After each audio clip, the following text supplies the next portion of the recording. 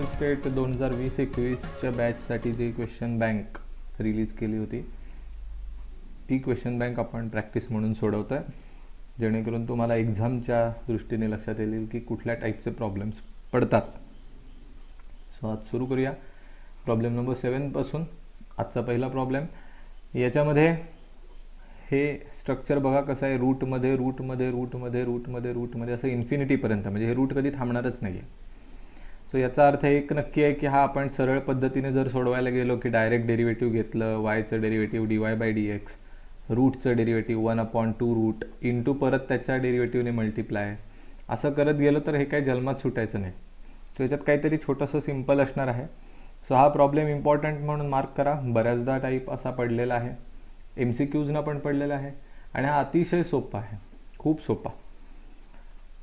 महत्त्वाचं आहे की हे स्ट्रक्चर ओळखायला सोपं आहे. रूटमध्ये रूटमध्ये रूटमध्ये रूटमध्ये असं तुम्हाला दिसत राहील.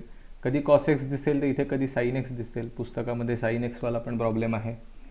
सो हे अतिशय सोपं आहे. सो पहिल्यांदा मी आधी लिहून घेतो की we have y is equal to रूटमध्ये cos x प्लस रूटमध्ये पुन्हा तसंच दिसतंय cos x, पुन्हा परत आतमध्ये तसंच रूटमध्ये cos x, असं करत करत करत करत करत करत कुठपर्यंत जायचं, अगदी इन्फिनिटीपर्यंत. हे काही थांबण्यातलं नाही आहे, ठीक आहे. त्यामुळे रेग्युलर मेथडने न सोडवता आपण याच्यात सबस्टिट्यूशनने सोडवतो आणि ते सबस्टिट्यूट काही विशेष नाही आहे. y इज इक्वल टू रूटमध्ये बघा cos x प्लस y. आता हे कसं काय y, इथे परत y कसं काय आलं, इथे y कोणी सांगितलं आपल्याला पुट करायला, का आपण आपल्या मनाने y पुट करून घ्यायचं आहे, तर असं काही नाही आहे.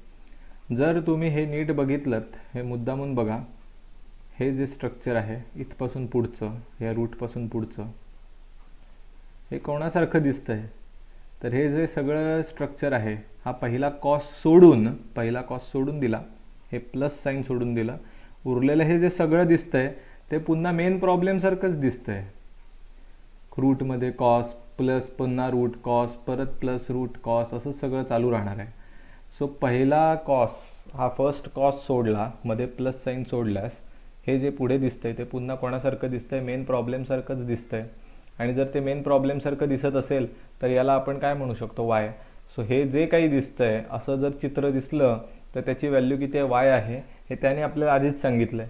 मग मला हे चित्र इथे दिसतंय पुन्हा पुन्हा येणारं, मग मी या सगळ्याला काय म्हणतो, y म्हणून टाकतो, कारण त्यांनी सांगितलंय. असं काहीही दिसलं तर तुम्ही त्याला y म्हणू शकता किंवा yचीच व्हॅल्यू आहे ही.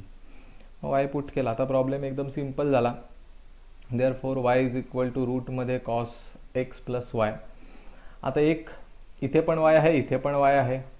सो आपण आधी काय करूया, दोन्ही साईडला स्क्वेअरिंग करूया. म्हणून पुढची स्टेप खूप इम्पॉर्टंट आहे, स्क्वेअरिंग ऑन बोथ साईड. नाही केलं तरी सुद्धा तेच उत्तर येणार आहे जे आपण आत्ता स्क्वेअरिंगने काढतोय.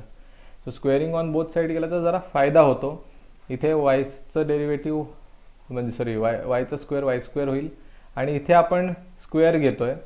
स्क्वेअर घेतल्यामुळे हे स्क्वेअर रूट कॅन्सल होऊन जाईल आणि आतमधले फक्त कोण राहतील, cos x राहील आणि हा y राहील. बस एवढंच राहिलं. आता डेरिव्हेटिव्ह घ्यायला जरा सोपं जाईल. Differentiating with respect to x आपण म्हणूया.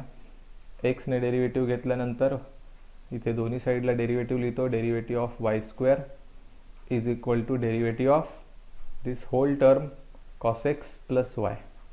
दोन्ही साईडला आपल्याला डेरिव्हेटिव्ह घ्यायचं आहे. त्यातलं वाय स्क्वेअरचं डेरिव्हेटिव्ह, जसं एक्स स्क्वेअरचं डेरिव्हेटिव्ह 2x असतं, वाय स्क्वेअरचं डेरिव्हेटिव्ह येणार 2y. पण एक्सच्या जागी कोण आलाय, y आलाय. आपण एक्स स्क्वेअरसाठी फॉर्म्युला शिकलोय, तो आपण y साठी वापरतोय. या केसमध्ये आपल्याला कळालं एक्सच्या जागी y आलाय. सो त्याच्या डेरिव्हेटिव्हने पुन्हा मल्टिप्लाय करायचं वायच्या डेरिव्हेटिव्हने इज इक्वल टू, इथे डेरिव्हेटिव्ह घ्यायचं आहे ते या ब्रॅकेटचं घ्यायचं आहे. ब्रॅकेटमध्ये दोन टर्म्स दिसत आहेत मला, cos x पण दिसतंय आणि y पण दिसतंय, मध्ये प्लस आहे. लिनियरिटी प्रॉपर्टी वापरता येईल, सेपरेट सेपरेट. कॉसचं डेरिव्हेटिव्ह तुम्हाला सगळ्यांना माहिती आहे, मायनस साईन एक्स, राईट, हे लिहून घेतलं. पुढे हा प्लस वायचं डेरिव्हेटिव्ह आणि वायचं डेरिव्हेटिव्ह काय असतं, dy/dx. सो म्हणून इथे पुन्हा एकदा एक dy/dx आला. पुढे हे 2y तसेच वायचं derivative dy/dx is equal to हे मायनस साईन एक्स तसेच राहतील आणि हे प्लस हे dy/dx तसेच राहतील. हा मायनस साईन आहे त्याला या साईडला आणतो किंवा या 2y इथेच ठेवूया, 2y dy/dx. आणि हा जो इथे एक dy/dx दिसतोय प्लस आहे तो इकडे आल्यावर मायनस dy/dx होईल, इज इक्वल टू हे बघा मायनस साईन एक्स. आता या दोघांमध्ये dy/dx कॉमन आला म्हणजे इथे राहिले 2y आणि हे -1 is equal to minus sine x. So dy/dx is equal to हा मायनस साईन एक्स तसंच राहील आणि खाली हे जे इथे मल्टिप्लाय आहे ते इथे जाऊन डिवाइड होणार, दॅट इज 2y - 1. सो आपलं प्रूफ करून झालेलं आहे. फक्त अडचण अशी आहे की आपलं जे उत्तर आलं त्याच्यामध्ये न्यूमरेटरला मायनस साईन आहे. इथे त्यांचं जे उत्तर आहे त्याच्यात न्यूमरेटरला मायनस साईन नाही आहे, तर हा काय मोठा विषय नाही आहे. आपण काय करूया, याला पॉझिटिव्ह करण्यासाठी न्यूमरेटरला मायनसने मल्टिप्लाय करूया. जर न्यूमरेटरला मायनसने मल्टिप्लाय केलं तर तो पॉझिटिव्ह होईल. पण फक्त न्यूमरेटरला का करायचं, डिनॉमिनेटरला पण करायला लागेल. डिनॉमिनेटरला मायनसने मल्टिप्लाय केलं की हे जे 2y पॉझिटिव्ह दिसत आहेत ते निगेटिव्ह होतील आणि जो -1 निगेटिव्ह आहे तो पॉझिटिव्ह होईल, कारण दोघांनाही मायनसने मल्टिप्लाय करणार खाली. त्यामुळे हे झालं. आणि जे आपल्याला शो करायला सांगितलं ते सेमच आहे. सो प्रॉब्लेम दिसताना डेंजरस दिसतो, पण मी म्हटलं तसं जवळपास सगळी मुलं ही अटेम्प्ट करतात हा क्वेश्चन, कारण हे स्ट्रक्चर खूप फेमस आहे. रूटमध्ये असं दिसलं की पहिलं रूट हे फर्स्ट कॉस हे सोडलं तर प्लस साईन नंतरचं हे जे सगळं आहे ते पुन्हा आपल्याला मेन प्रॉब्लेमसारखंच दिसतंय, म्हणून आपण त्याला वाय म्हटलं. इथे वाय म्हटल्यावर प्रॉब्लेम छोटा झाला. स्क्वेअरिंग करा, शक्यतो स्क्वेअरिंग केल्यामुळे काय होतं, रूटची भानगड निघून जाते. नाही केलं तरीसुद्धा उत्तर तेच येतं. क्लिअर? लिहून घ्या व्यवस्थित, सावकाशीने वेळ घ्या. नेक्स्ट प्रॉब्लेम आपण मुद्दामून सेम नेचरचा एक प्रॉब्लेम तयार करून घेऊया. समजा मी असा घेतला, if y is equal to रूटमध्ये कॉस एक्सच्या ऐवजी आपण साईन एक्स घेऊया, साईन एक्स प्लस रूटमध्ये कॉस एक्सच्या ऐवजी साईन एक्स प्लस रूटमध्ये साईन एक्स प्लस पुन्हा रूटमध्ये अँड सो ऑन, असं करत करत इन्फिनिटीपर्यंत. सो किती सिमिलर प्रॉब्लेम आहे बघा, एक्झॅक्टली सेम प्रॉब्लेम, फक्त कॉसच्या ऐवजी साईन आलाय. आणि आपण म्हणूया फाइंड dy/dx. आता नेमकं उत्तर काय दिसणार आहे, असंच दिसणार आहे का साईनच्या ऐवजी कॉस येणार आहे, ते आपल्याला आत्ता सांगता येणार नाही आहे. सो आपण सोडवून बघूया की आपल्याला ते उत्तर मिळेल. सो पहिल्यांदा मी लिहून घेणार, हा नवीन प्रॉब्लेम आपण घेतला बनवून, जेणेकरून सेम नेचरचा प्रॉब्लेमची एक प्रॅक्टिस होऊन जाईल. We have y is equal to रूटमध्ये साईन एक्स प्लस पुन्हा रूटमध्ये साईन एक्स प्लस पुन्हा रूटमध्ये sine x plus and so on, असं इन्फिनिटीपर्यंत हे आपल्याला दिलं आहे.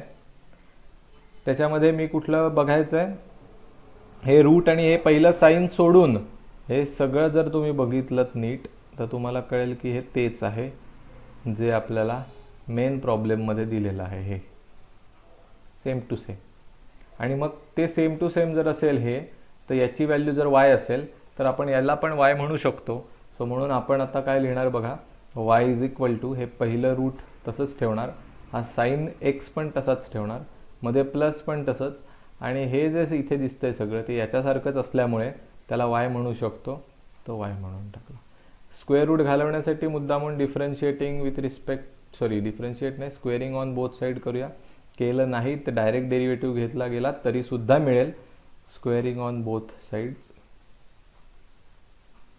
सो याचं स्क्वेअरिंग येईल y स्क्वेअर, याचं स्क्वेअर रूट निघून जाईल म्हणजे साईन एक्स राहील प्लस. हे झाल्यानंतर मग डिफरन्शिएट करूया, differentiating with respect to x. So इथे डेरिव्हेटिव्ह येईल dy/dx ऑफ y स्क्वेअर, इकडे पण डेरिव्हेटिव्ह घेऊया dy/dx of sine x plus y. पुढे y स्क्वेअरचं डेरिव्हेटिव्ह येईल 2y इंटू पुन्हा डेरिव्हेटिव्ह ऑफ y, मगाशी जसं केलं सेम त्याच पद्धतीने, कारण एक्स स्क्वेअरचं डेरिव्हेटिव्ह 2x असतं तर y स्क्वेअरचं डेरिव्हेटिव्ह 2y, आणि एक्सच्या बदली y आला त्यामुळे त्याच्या डेरिव्हेटिव्हने मल्टिप्लाय केलं. इथे आपण सेपरेट डेरिव्हेटिव्ह घेऊ शकतो, साईन एक्सचं डेरिव्हेटिव्ह येईल कॉस एक्स आणि yचं डेरिव्हेटिव्ह येईल dy/dx. इथे y आहे त्याचं घ्यायला पाहिजे. सो फायनली हे 2y तसंच yचं derivative dy/dx is equal to हा cos x आहे तसाच, इथे पण dy/dx आहे तसंच ॲज इट इज लिहून घेतलं. आता dy/dx वाले एका साईडला घेऊया. सो 2y dy/dx आणि हा जो dy/dx आहे पॉझिटिव्ह तो इकडे येऊन मायनस होईल dy/dx इज इक्वल टू हे cos x.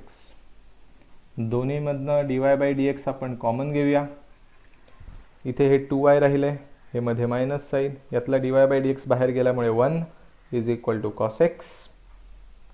So finally dy/dx is equal to हा इथे जाऊन डिवाइड होणार आहे फक्त cos x ला upon 2y minus 1. That's it. इथे आपलं पूर्ण झालं. Next question number 8. आपल्याला फाइंड करायला सांगितलं आहे derivative of this cos inverse x with respect to root of 1 minus x square. Right. So हा टाईप कुठला आहे, तर आपण एक टाईप शिकलो होतो, त्याचं नाव होतं derivative of one function with respect to another function. त्या टाईपमध्ये आला आहे. सो एक फंक्शन आहे त्याला u म्हणतो, दुसऱ्याला v म्हणतो. आता कशाने डेरिव्हेटिव्ह घ्यायचं आहे त्याला u म्हणायचं. सो याने डेरिव्हेटिव्ह घ्यायचं म्हणून त्याला u म्हटलं. आणि कोणाचं डेरिव्हेटिव्ह घ्यायचं आहे तर cos इनवर्स एक्सचं डेरिव्हेटिव्ह घ्यायचं आहे त्याला v म्हटलं. तर सुरुवात करूया. आपल्याला ज्याचं डेरिव्हेटिव्ह घ्यायचं आहे त्याने आधी सुरुवात करू. वी हॅव किंवा लेट असं म्हणू. Let v is equal to cos inverse x, त्याला आपण एक नाव दिलं v. लगेच याचं डेरिव्हेटिव्ह घेऊया differentiating with respect to x.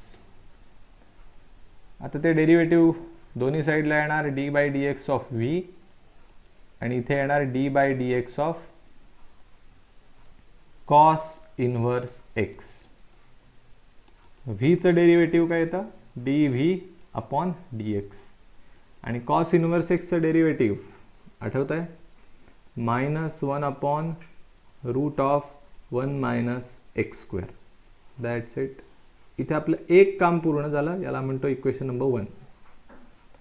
ज्याचं डेरिव्हेटिव्ह घ्यायचं आहे म्हणजे cos इनवर्स एक्सचं डेरिव्हेटिव्ह घ्यायचं आहे त्याला v म्हणून त्याचं डेरिव्हेटिव्ह फाइंड करून ठेवलं. आता कशाने डेरिव्हेटिव्ह घ्यायचं आहे तर 1 minus x square, root of 1 minus x square ने डेरिव्हेटिव्ह घ्यायचं आहे. सो ते आपण घेतलं खाली. ठीक आहे. आता याला आपण u म्हणतोय ते लिहूया. Let u is equal to this root of 1 minus x square. लगेच डेरिव्हेटिव्ह घेऊया differentiating with respect to x. दोन्ही साईडला डेरिव्हेटिव्ह येईल d/dx of u is equal to derivative of this 1 minus x square. u चं derivative सोपं आहे du/dx is equal to, आता रूटचं derivative घेतोय आपण. रूटचं डेरिव्हेटिव्ह तुम्हाला माहिती आहे की रूट एक्सचं डेरिव्हेटिव्ह असतं 1 अपॉन 2 रूट एक्स.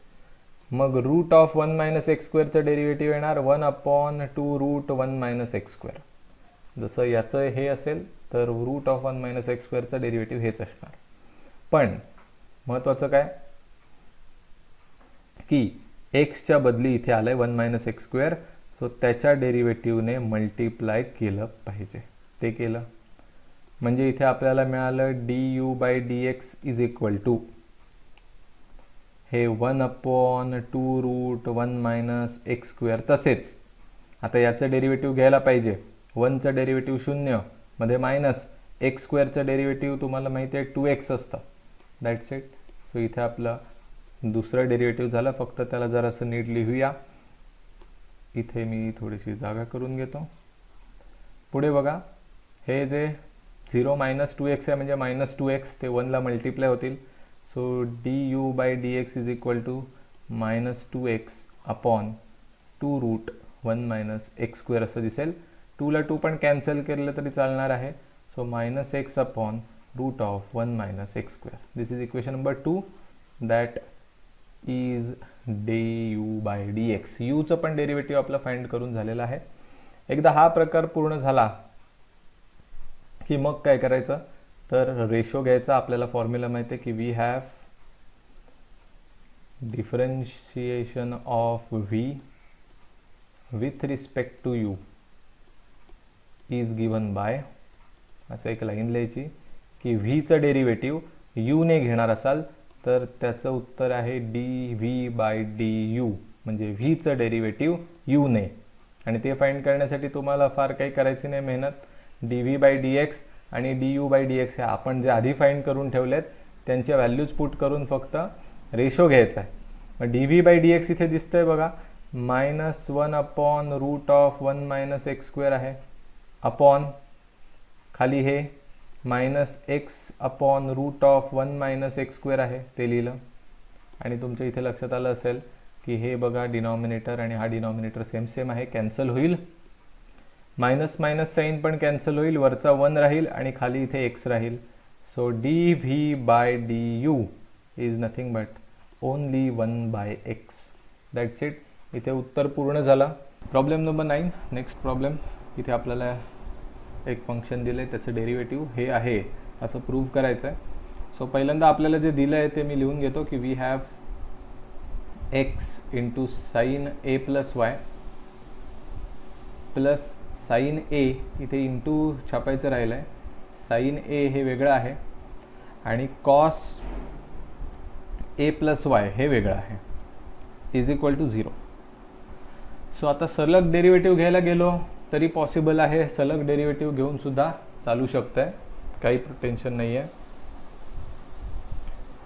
तर त्यामुळे तसं डेरिव्हेटिव्ह घेऊन सुद्धा उत्तरापर्यंत पोहोचता येईल. पण त्याच्याही पेक्षा सोपं, जर साईनने आपण सगळ्यांना डिवाइड केलं तर हा साईन कॅन्सल होईल आणि इथे कॉस अपॉन साईन येईल, ज्याला आपण कॉट म्हणू शकतो. म्हणजे आपल्याला एकाचंच डेरिव्हेटिव्ह घ्यायला लागेल, एक ॲडव्हान्टेज. दुसरा ॲडव्हान्टेज, इथे कॉट आलं तर कॉटचं डेरिव्हेटिव्ह असतं सेक स्क्वेअर, कोसेक स्क्वेअर, आणि कोसेक स्क्वेअरचं इथे साईन स्क्वेअर आपण करू शकतो. म्हणजे आपल्याला जे शो दॅट करायचं आहे ना त्याच्या जवळ आपण पोहोचू शकतो. म्हणून मी पहिल्यांदा असं लिहीन की dividing by sine a plus y, सगळ्यालाच साईन a प्लस वायला डिवाइड करून घ्यायचं. सो इथे आपल्याला जे दिसतंय x into sine a plus y, याला upon sine a plus y येईल, प्लस हे साईन a आहे तसंच into cos a plus y हे लिहून घेतलं, म्हणजे जसं त्यांनी दिलंय ते लिहून ठेवलं. सगळ्याला अपॉन आपण साईन a प्लस वाय करतोय आणि इथे 0 आहे, 0ला डिवाइड केल्याने काही होणार नाही आहे, 0च राहणार आहे. इथे ॲडव्हान्टेज असा झाला, इथे साईन a प्लस वायला साईन a प्लस वाय गेलं म्हणजे आपलं काम सोपं होईल, x एकटाच राहील आणि xचं डेरिव्हेटिव्ह घ्यायला आपल्याला काही त्रास होणार नाही. हे साईन a कॉन्स्टंट आहे, याच्यामध्ये कुठे मला x दिसतच नाही आहे, सो हे sine a constant as it is लिहून घेतलं, इंटू इथे कॉस अपॉन साईन होतं cot a plus y is equal to 0. एकदा हे लिहून झालं की मग आपण डेरिव्हेटिव्ह घेऊ शकतो. So differentiating with respect to x. आता दोन्ही साईडला डेरिव्हेटिव्ह घेतल्यावर कसं दिसेल तर d/dx of this whole term x plus sine a into cot a plus y is equal to derivative of 0. आता सेपरेट डेरिव्हेटिव्ह घेता येईल मध्ये प्लस असल्यामुळे. सो एक्सचं डेरिव्हेटिव्ह 1 येईल, त्याच्यानंतर हा मध्ये प्लस आहे तो प्लस राहील. साईन a कॉन्स्टंट आहे, याच्यात कुठे x वाला दिसत नाही ना y दिसत आहे, x नाही y नाही दोन्ही नाहीत, त्यामुळे हा कॉन्स्टंट लिहून घ्यायचा. पण याचा आपण घेऊ शकतो, कॉटमध्ये मला x नाही दिसत आहे पण y तर दिसतो आणि y पण आपलं व्हेरिएबलच आहे. कशावरनं ठरतं, कारण आपल्याला डेरिव्हेटिव्ह dy/dx फाइंड करायचं. सो थोडक्यात y हे पण आपलं काय आहे, एक व्हेरिएबलच आहे, डिपेंडंट व्हेरिएबल, त्यामुळे आपल्याला याचं डेरिव्हेटिव्ह घ्यायचं आहे. सो मी आधी फॉर्म्युला आठवतो, कॉटेक्सचं डेरिव्हेटिव्ह काय तर ते मला आठवलं मायनस कोसेक स्क्वेअर एक्स. मग कॉट a प्लस वायचं डेरिव्हेटिव्ह असेल minus cosec square Y means a plus Y. जर कॉटेक्सचं डेरिव्हेटिव्ह मायनस कोसेक स्क्वेअर असेल तर याचं डेरिव्हेटिव्ह येईल minus cosec square a plus y. हे डेरिव्हेटिव्ह घेतलं, पण तुम्हाला इथे लक्षात येईलच एक्सच्या जागी कोण आलं आहे, a प्लस वाय आलं आहे. सो त्याच्या डेरिव्हेटिव्हने मल्टिप्लाय करायला पाहिजे into d/dx of a plus Y, ते केलं, इज इक्वल टू पलीकडे हा 0 आहे, 0चं डेरिव्हेटिव्ह 0च राहतं. आता पुढे हा जो 1 इथे दिसतोय पॉझिटिव्ह, त्याला पलीकडे टाकूया, तो तिकडे जाऊन -1 होईल. हे साईन a राहिलं, त्याच्यानंतर हे minus cosec square a plus Y तसंच राहील, इंटू आता याचं डेरिव्हेटिव्ह घ्यायचं आहे, इथे परत सेपरेट डेरिव्हेटिव्ह घेता येईल. एचं डेरिव्हेटिव्ह 0 कारण तो कॉन्स्टंट मध्ये, प्लस वायचं डेरिव्हेटिव्ह एक्सने घेतलं की तुम्हाला माहिती आहे काय येतं, dy/dx. That's it. हे एक काम पूर्ण झालं. पुढे काय, तर तुम्हाला इथे एक मायनस साईन दिसतंय, इकडे पण मायनस साईन दिसतंय, कॅन्सल होईल हे. म्हणजे आता इथे फक्त राहील साईन ए, त्याच्यानंतर हे कोसेक स्क्वेअर ए प्लस वाय हे राहील, आणि इथे जे dy/dx दिसतंय ते पण राहील, dy/dx इज इक्वल टू, पलीकडे हा 1 राहील एकटा, मायनस साईनच कॅन्सल झालंय. बस आपल्याला इंटरेस्ट आहे dy/dx मध्ये. बस मग हा जो नको असलेला पार्ट आहे इथे, तो इथे मल्टिप्लाय आहे, तिकडे जाऊन डिवाइड होईल. सो 1 साईन ए खाली आला, आणि हा कोसेक स्क्वेअर पण खाली आला, कोसेक स्क्वेअर ए प्लस वाय. याचा फायदा काय आपल्याला, त्याचा फायदा आपल्याला भरपूर आहे. आपल्याला जे प्रूव्ह दॅट करायला सांगितलं आपण अगदी त्याच्या जवळ पोहोचलेलो आहोत. कसं काय, तर सिम्पल आहे बघा. तुम्हाला इथे दिसेल डिनॉमिनेटरला साईन ए आलेला आहे आपला, आणि त्यांचं पण जे शो दॅट आहे त्याच्यामध्ये इथे आपल्याला साईन एच दिसतंय. हे बघा साईन ए, आणि आपलं पण आलं आहे, म्हणजे आपण बरोबर आहोत. पण आपलं इथे कोसेक स्क्वेअर आलं आहे, त्यांचं इथे काही कोसेक नाही आहे. पण आपल्याला माहिती आहे की 1/कोसेक म्हणजेच साईन असतं. मग 1/कोसेक स्क्वेअर असेल तर त्याला आपण लिहू शकतो साईन स्क्वेअर ए प्लस वाय. सो खालचे कोसेक वरती जाऊन साईनमध्ये कन्व्हर्ट होतील, अपॉन खाली आता एकटा हा साईन एच राहील, आणि इथे आपल्याला त्याने जे शो दॅट करायला सांगितलं ते मिळालं. सो हा कोसेक यावा म्हणून मी इथे कॉट ॲडजस्ट केलं, आणि कॉट येण्यासाठी मला सगळ्याला साईन ए प्लस वायने डिवाईड करणं गरजेचं होतं. हे नसतं केलं, डायरेक्ट डेरिव्हेटिव्ह घेतलं असतं तरीसुद्धा सेम उत्तरच मिळणार, फक्त थोडं जास्त मेहनत लागेल. त्याच्यापेक्षा ही मेथड जास्त करेक्ट राहील. सो हे नीट लिहून घ्या, समजून घ्या. Problem number 10, y is equal to, आता किती जण आहेत बघा इथे, 5x आहे, x5 आहे, x आहे, व्हेरिएबलच्या वरती व्हेरिएबल. इथे मला हिंट मिळाली, व्हेरिएबलच्या वरती व्हेरिएबल असेल तर आपण लॉग घेऊन सोडवतो. 5/5चं काही टेन्शन नाही, तो कॉन्स्टंट आहे. हे एवढे जण आहेत, आणि सगळे कशामध्ये आहेत बघा, मल्टिप्लिकेशनमध्ये. 5x मल्टिप्लिकेशनमध्ये आहे, x5 मल्टिप्लिकेशनमध्ये आहे, हे सगळे मल्टिप्लिकेशनमध्ये आहेत. मग आपण काय करणार, आपण काय करू शकतो, u × v वापरू शकतो, पण आपल्या डोक्याला ताप होईल. 4 जणांना u × v वापरत बसायला लागेल. त्याच्यापेक्षा लॉगॅरिदम घेऊया. इथे आपल्याला हिंट मिळते, व्हेरिएबलच्या वरती व्हेरिएबल असेल तर लॉगॅरिदमने सुटतो. सो पहिल्यांदा आपण हा प्रॉब्लेम घेऊया. y is equal to 5x × x5 × 5x खाली फक्त एक लाईन लिहूया, taking log on both side. So दोन्ही साईडला लॉग घेतल्यावर आपल्याला असं दिसेल, लॉग वाय ह्या साईडला घेतलं, इकडे पण येईल log of this whole term 5x × x5 × 5x bracket complete. Log वायचं डेरिव्हेटिव्ह, लॉग एक्सचं डेरिव्हेटिव्ह असतं 1/x, तर लॉग वायचं डेरिव्हेटिव्ह असेल 1/y. एक्सच्या जागी वाय आला, सो त्याच्या डेरिव्हेटिव्हने पुन्हा मल्टिप्लाय करायला लागेल, इज इक्वल टू. या साईडला आता आपण काय करू शकतो, पण आधी डेरिव्हेटिव्ह घ्यायच्या आधी एक काम राहिलं, लॉग आधी आपण सगळ्यांना स्प्लिट करून घेऊया. सो आधी हे लॉग एक्सच्या लॉग एक वायचं लॉग वाय तसंच ठेवलं. लॉग प्रत्येकाला आधी वाटून घेऊया. सो लॉग 5x होईल, इंटू नाही प्लस, कारण लॉग m × n तुम्हाला माहिती आहे, m × n असेल तर आपण log m plus log n करतो. सो लॉग पहिल्याला दिला, प्लस लॉग दुसऱ्याला दिला, प्लस लॉग तिसऱ्याला दिला, प्लस लॉग चौथ्याला दिला. सो प्रत्येकाला त्यांचे लॉग वाटले, आणि जे इंटू होते त्यांचं प्लस झालं. हा आपला ॲडव्हान्टेज आहे की आपण आता सेपरेट घेऊ शकतो. आणखीन एक डेरिव्हेटिव्ह घेऊया, डेरिव्हेटिव्ह नाही, आणखीन एक स्टेप घेऊया. लॉग वाय हा x आहे तो पुढे येईल एक्सपोनंट रूलप्रमाणे. सो x log 5 होईल, ते हा x पॉवरमधला पुढे येईल, प्लस इथे पण तसंच 5 पुढे येईल आणि log x राहील फक्त पुढे. हा x पुढे येईल आणि होईल x × log x, आणि हा पुढे येईल 5 × log 5. एकदा हे सॉर्टेड झालं, सगळे पॉवर्स गेल्या, सगळे प्लसमध्ये आले की मग आपण डेरिव्हेटिव्ह घेऊ शकतो. आपण म्हणूया differentiating with respect to x, right. So so मी मगाशी चुकून इथेच डेरिव्हेटिव्ह घ्यायला सुरुवात केली, मी या साईडला लक्षच नाही दिलं, पण आता आपलं सगळं व्यवस्थित लिहून झालं आहे. आता आपण डेरिव्हेटिव्ह घ्यायला हरकत नाही. डेरिव्हेटिव्ह घेतल्यानंतर दोन्ही साईडला डेरिव्हेटिव्ह घेतो आहे.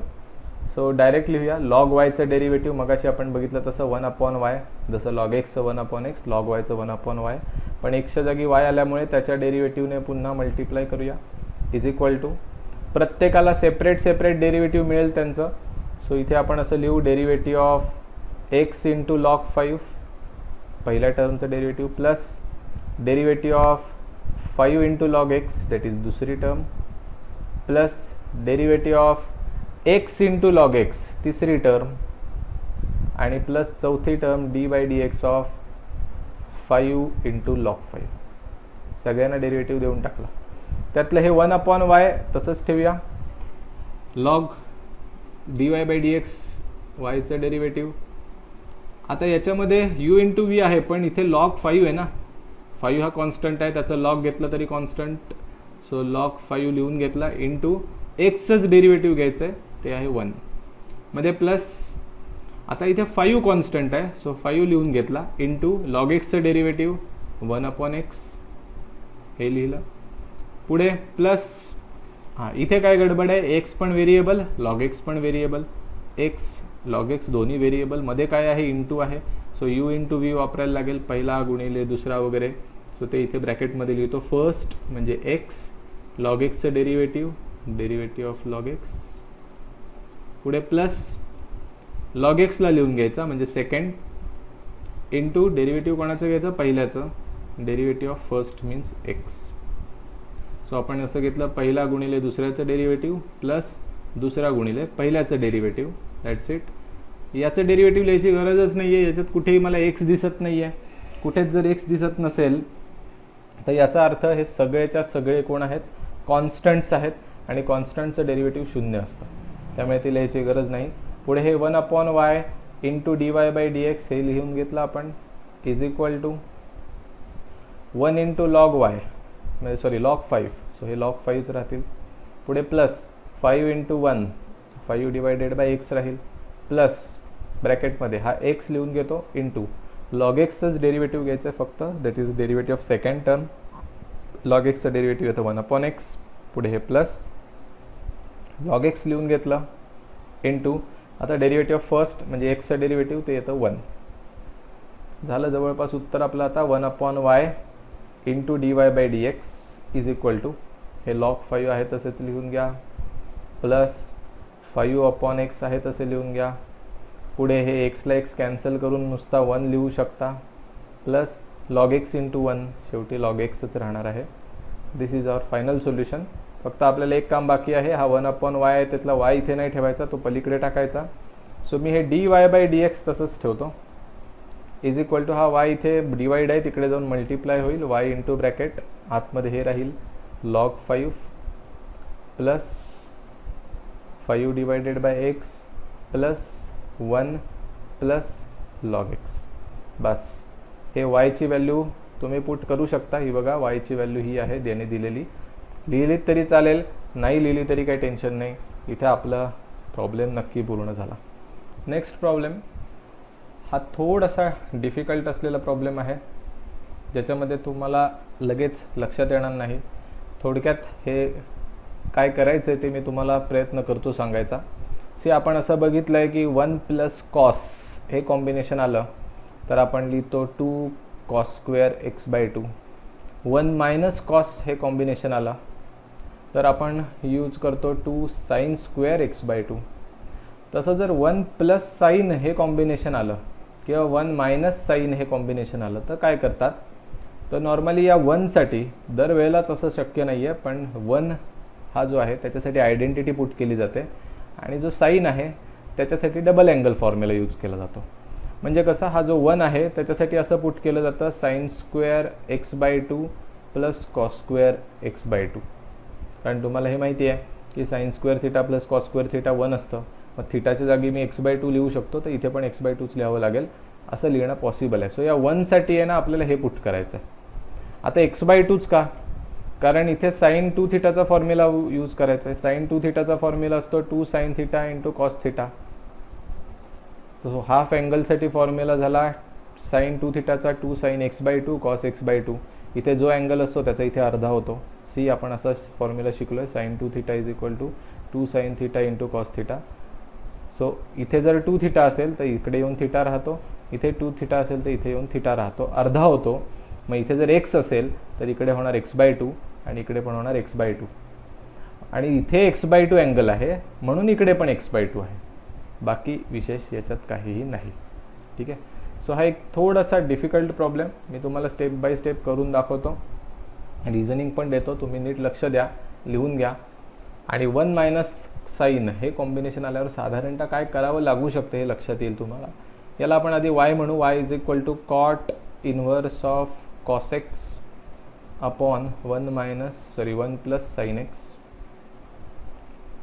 देन इथे मी पहिल्यांदा करणार y is equal to cot inverse of cos 2 थिटाचा फॉर्म्युला वापरणार, cos square x/2 minus sine square x/2. याचं रिझन आपण लिहून घेऊच. कॉस 2 थिटाचा formula cos square theta minus sine square theta, सगळ्याला अपॉन हा 1 जो आहे त्याच्या इथे आयडेंटिटी पुट केली जाते, sine square x/2 plus cos square x/2 bracket complete. हे मध्ये प्लस आहे ते तसंच मेंटेन ठेवलं जातं. साईन 2 थिटाचा फॉर्म्युला वापरला जातो इथे 2 sine x/2 into cos x/2. आता बरेच वर्ष प्रॅक्टिस करून लक्षात आलं आहे माझ्या हे, किंवा माझ्या लक्षात राहतं हे की 1 मायनस कॉस आल्यावर साधारणतः काय करायचं असतं. तुम्हाला पहिल्यांदाच आहे, नवीन आहे, लक्षात ठेवा. याचं रिझनिंग काय काय देता येईल की कॉस 2 थिटाचा फॉर्म्युला आपण वापरला, cos square theta minus sine square theta. इथे 2 थिटा असेल तर इकडे येऊन त्याचा अर्धा होतो थिटा आणि इथे थिटा. मग इथे जर x असेल तर त्याचा इथे अर्धा होणार x/2. तसंच इथे आयडेंटिटी वापरली 1 इज इक्वल टू काय असतं तर sine square theta plus cos square theta. इथे जो अँगल घ्याल तोच इथे घ्यायला लागतो, कुठलाही घ्या. मग x/2 घ्यायला काय हरकत आहे. बरं x/2च का घेतला, कारण वरती पण x/2 आहे, इकडे पण x/2 येणार आहे म्हणून इथे x/2. आणि साईन 2 थिटाचा फॉर्म्युला वापरला तो असतो 2 sine theta into cos theta. इथे जो अँगल असेल त्याचा इथे अर्धा होतो, मग इथे x आहे त्या एक्सच्या इथे अर्ध येऊन x/2 झाला. सो पुन्हा एकदा बघा, इथे आपण डबल अँगल वापरला कॉसचा, साईन एक्ससाठी डबल अँगल फॉर्म्युला वापरला आणि या 1साठी ट्रिग्नोमेट्री वापरली.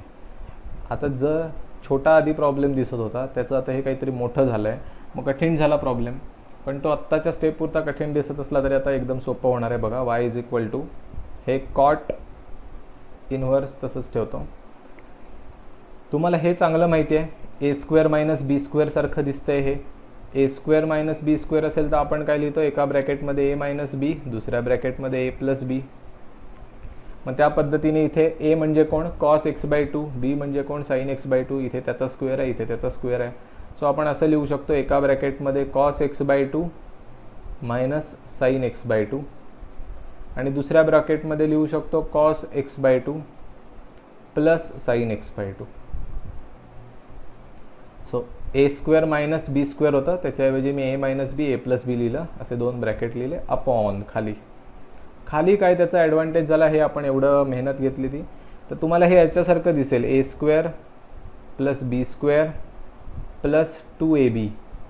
सो हे स्ट्रक्चर तुम्हाला आठवत असेल, a² plus 2ab plus b².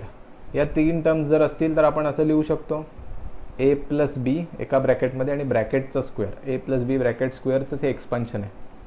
So हे इथे तसंच दिसतंय आलेलं, aचा स्क्वेअर साईनचा स्क्वेअर, बीचा स्क्वेअर कॉसचा स्क्वेअर आणि इथे 2ab साईन कॉस. मग a आणि b कोण आहेत ते आपल्याला लक्षात आलं आहे. a आणि b तुम्ही साईन आणि कॉसला पण म्हणू शकता, कॉस आणि साईनला पण म्हणू शकता, त्याने काही मोठा फरक पडणार नाही आहे. सो आपण असं लिहूया इथे cos x/2 plus sine x/2 ब्रॅकेटचा स्क्वेअर. उलट लिहिलं sine x/2 plus cos x/2 bracket square तरी काही फरक नाही पडत. a प्लस बी काय आणि b प्लस a काय, अर्थ एकच. सो याचं रिझनिंग तुम्हाला समजून घ्यायला लागेल. a² minus b² is equal to काय असतं, a प्लस बी आणि a मायनस बी. आणि ए स्क्वेअर प्लस 2ab प्लस बी स्क्वेअर असं दिसलं तर आपण लिहू शकतो ए प्लस बी ब्रॅकेट स्क्वेअर. सो या स्टेपसाठी ही 2 रिझन आहेत. थोडंसं तुम्ही व्यवस्थित लिहून घ्या, समजून घ्या, मग आपण पुढची स्टेपकडे जाऊया. y इज इक्वल टू हे कॉट इन्व्हर्स तसंच राहील. इथे आता फायदा काय होतो बघा, हे जे आपल्याला इथे दिसतंय एक bracket cos x by two plus sine x by two वगैरे इथे दिसतंय, त्यातलं हे आणि हे एक ब्रॅकेट कॅन्सल होईल आणि न्यूमरेटरला एक ब्रॅकेट तसंच राहील, cos x by two minus sine x by two whole divided by, खाली पण तसंच कॉस एक्स बाय टू, फक्त मध्ये प्लस आहे साईन एक्स बाय टू. हे लिहून घेतलं. पुढे आता याचा काय उपयोग आपल्याला, हे महत्त्वाचं. हे सगळं केलं ठीक आहे, समजतंय इथपर्यंत. याचा उपयोग काय, तर इथे जो बाहेर कॉट आहे ना, याला आपण कॅन्सल करता येईल याच्यासाठी प्रयत्न करतो. पण कॉटचे फॉर्म्युले, cot a plus b, cot a minus b यांचे फॉर्म्युले आपण नॉर्मली लक्षात ठेवत नाही किंवा ते आपल्या डोक्यात नसतात. म्हणून आपण टॅनच्या फॉर्म्युलामध्ये येईल का असा प्रयत्न करूया. सो म्हणून मी काय करतोय, वाय इज इक्वल टू इन्व्हर्सची एक प्रॉपर्टी वापरतोय ज्याच्यामध्ये या कॉटला मी टॅन करून घेणार, टॅन इन्व्हर्स डायरेक्ट. हे पॉसिबल आहे. कॉट इन्व्हर्सला तुम्ही टॅन इन्व्हर्स डायरेक्ट लिहू शकता, पण तुम्हाला आतमध्ये थोडासा बदल करायला लागतो. आणि तो बदल काय आहे, जो न्यूमरेटर होता त्याला खाली आणायचं, खालच्याला वरती टाकायचं. सो इथे येईल cos x by two plus sine x by two वरती आणि cos x by two minus sine x by two खाली.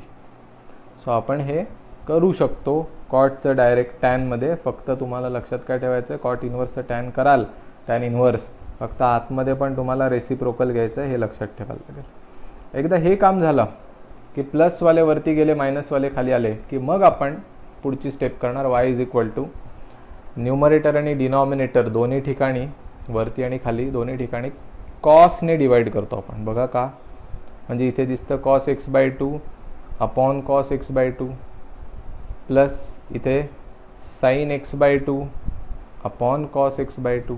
हे न्यूमरेटरला केलं. तसंच डिनॉमिनेटरला पण करतो, cos x by two upon cos x by two मध्ये minus sine x by two upon cos x by two. Why हे आपण का करतोय त्याचं रिझन पुढे कळेल. So therefore y is equal to हे टॅन इन्व्हर्स तसेच ठेवायचं आहे.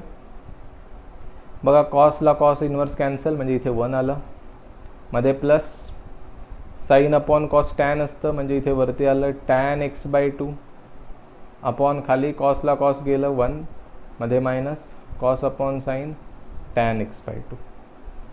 सो सगळा आता प्रॉब्लेम टॅनमध्ये दिसायला लागला.